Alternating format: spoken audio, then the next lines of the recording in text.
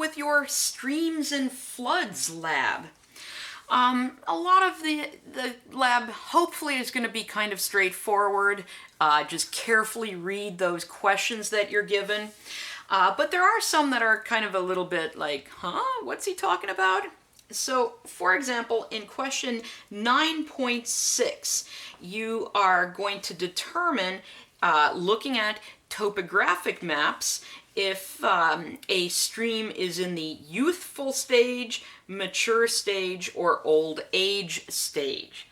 And the youthful stage, you're going to have lots of steep slopes, straight streams, and narrow valleys. In the mature, you're going to start getting some curves in that stream, and the topography is not going to be as steep. And in the old age stage, you're going to see a lot of meander loops and oxbows and things like that. So just look at the maps that you're given and estimate this. Again, please try not to overthink this too much. I think you'll be okay looking at those. Other things to pay attention to in this lab. There's a question that uses this chart right here. And it's question 9.7a, and it says, how does the gradient of a river differ as a function of its length? So what it's asking, the gradient is the steepness of the river, and it's asking how does the steepness change with length. And what's plotted on here, on the x-axis is the distance of the river. So the ones that are out here, those are longer rivers. The ones that are here are shorter rivers. And think about how the steepness of that river changes as it gets longer. All right, other things right here.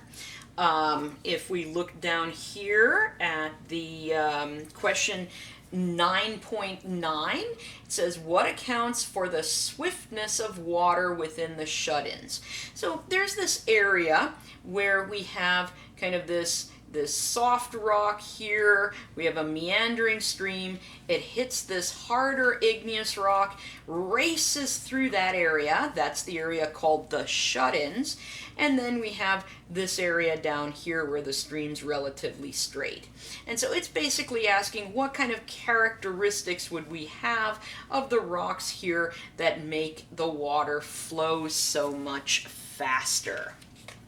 Okay, another question that you will be given in here, we're going to be looking at question 9.10. It says, in which direction is the meander migrating, to your right or to your left? So we're looking right here and seeing, does this meander, is the river eroding this way or is it eroding this way? So I just want to remind you, at these meandering streams, right, at the outside of the curve, it's flowing fastest and you get erosion.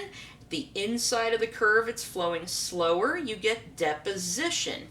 And if we were to look at a cross section, a side view of the river right here, where we have erosion, that's also nice and deep, where we have deposition, there we have the shallower part of the stream.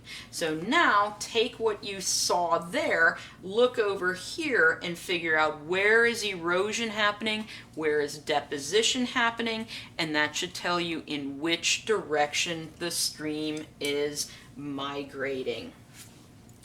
And let's see, last but not least,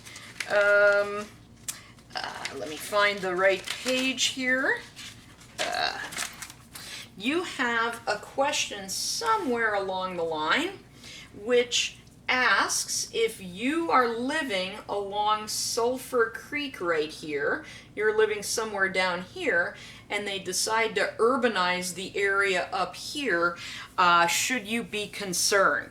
I would just like to let you know Sulphur Creek is flowing in this direction, so you are living downstream of the area that they want to pave over. So hopefully that will help you answer that question.